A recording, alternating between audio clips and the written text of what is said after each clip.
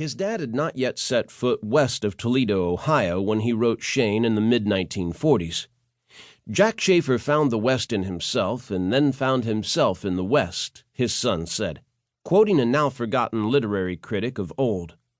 Jack Schaefer was born near Cleveland, Ohio, in November 1907, and somewhat like Shane, had spent much of his adult life journeying from town to town around the East, moving from one newspaper job to another. The family was living in a spacious three-story house in the Norfolk area when young Jonathan was growing up.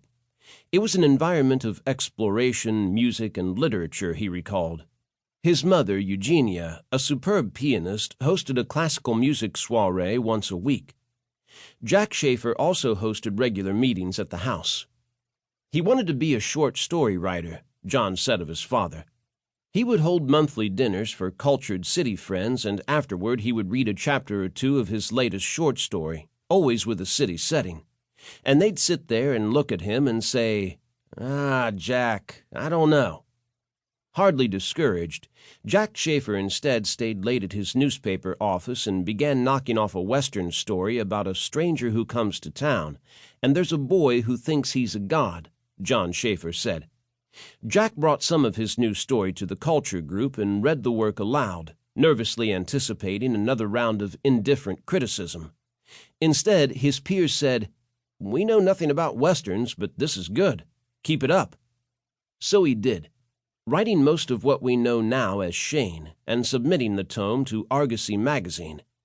In those days, writers who submitted unsolicited works to publications like Argosy, the Saturday Evening Post, and Collier's were expected to include a self-addressed stamped envelope for the rejection letter and return of the manuscript. They were also expected to double-space the text. Jack Schaefer did neither when he sent it to Argosy. Months went by, and he assumed the magazine's editors were not interested. Then one day the phone rang. Schaefer answered it. "Jack Schaefer?" the male voice on the other end asked. "Yes." "You know you're a fool, don't you?" the man asked. The caller was one of the editors at Argosy. He explained that Schaefer had done nothing right.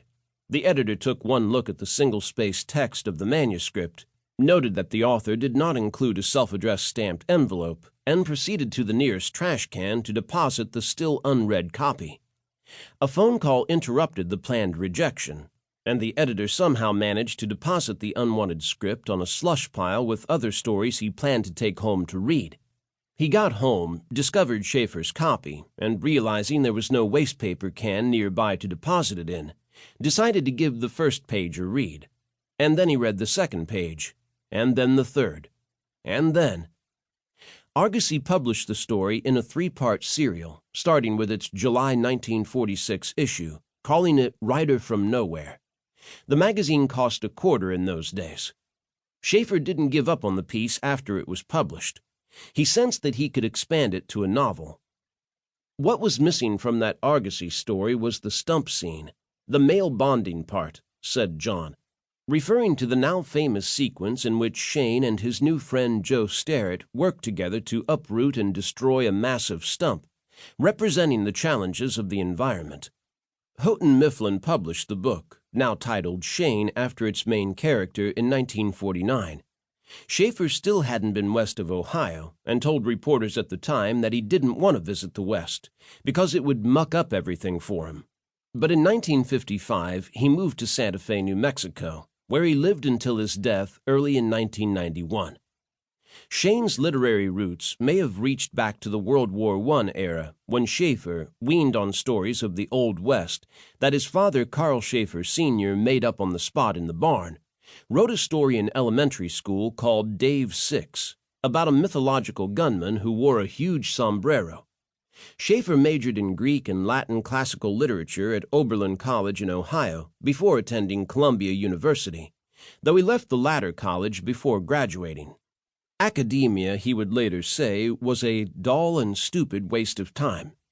He learned to write by writing, and based many of his Western stories on the oral tradition of storytelling that his father had instilled in him, often letting one of his characters tell the story from a first-person perspective. He loved Westerns, and he really loved the West, John Schaefer said. One of his father's favorite Western novels was